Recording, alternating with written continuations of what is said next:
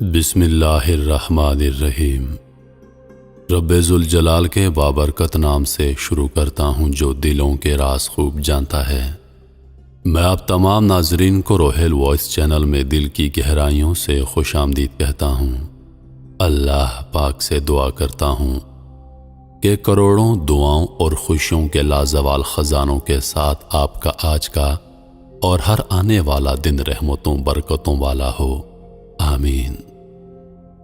ناظرین، آج کا ہمارا موضوع جنات شادی کیسے کرتے ہیں اور ان کی شادی میں کیا ہوتا ہے۔ وہ وقت جب مولانا صاحب نے جنات کا نکاح پڑھایا، پھر ان کے ساتھ کیا ہوا، ویڈیو میں ملاحظہ کیجیے۔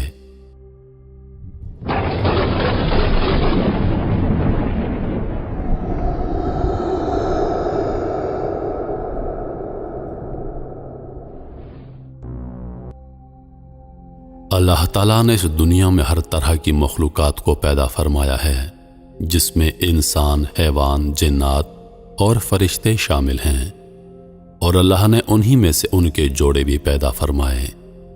اس دنیا میں ان اشیاء کے وہ جوڑے بھی موجود ہیں جنہیں انسان نہیں جانتا یا نہیں دیکھ سکتا، ان کا اس مخلوق سے کوئی تعلق نہیں ہے۔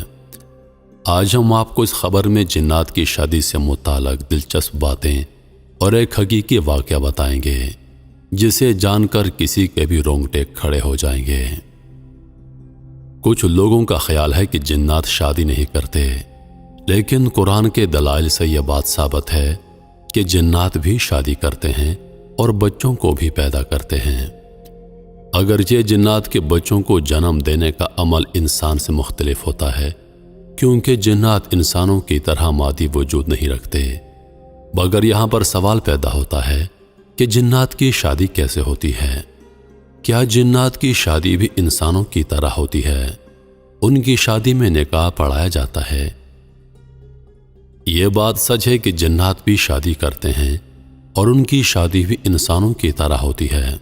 جس طرح انسانوں کی شادی میں ڈھول بجانا، ناچ گانا کیا جاتا ہے، بالکل اسی طرح جنات بھی اپنی شادیوں میں ڈول باجے بجانا اور رقص بھی کرتے ہیں، حتیٰ کہ ان کی شادی میں سب سے بہترین کھانے پینے کا اہتمام کیا جاتا ہے۔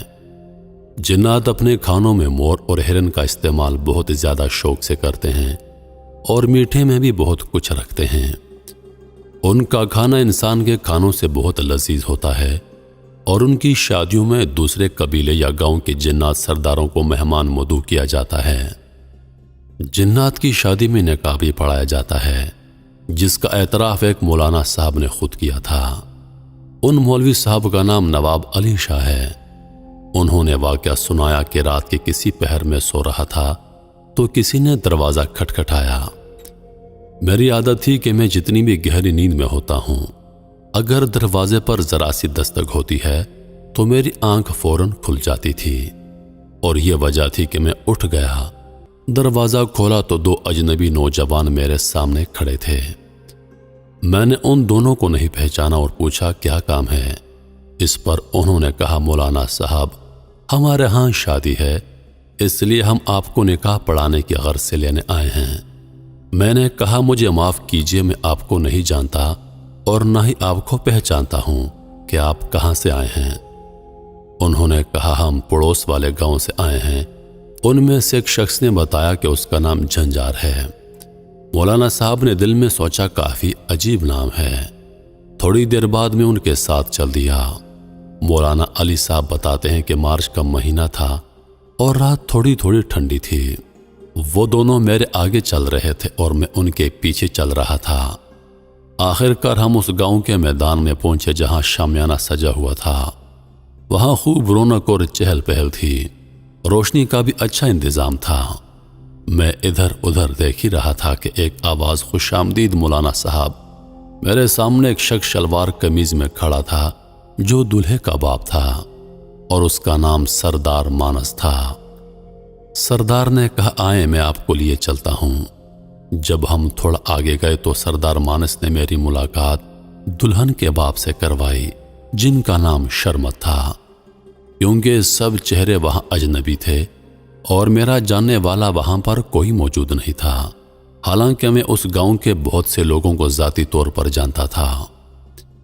मैंने दुल्हन के बाप से अर्ज किया, यहाँ पर इस गांव का कोई भी फर्द मौजूद नहीं। इस पर शरमत साहब ने कहा, अच्छा तो ये मसला है।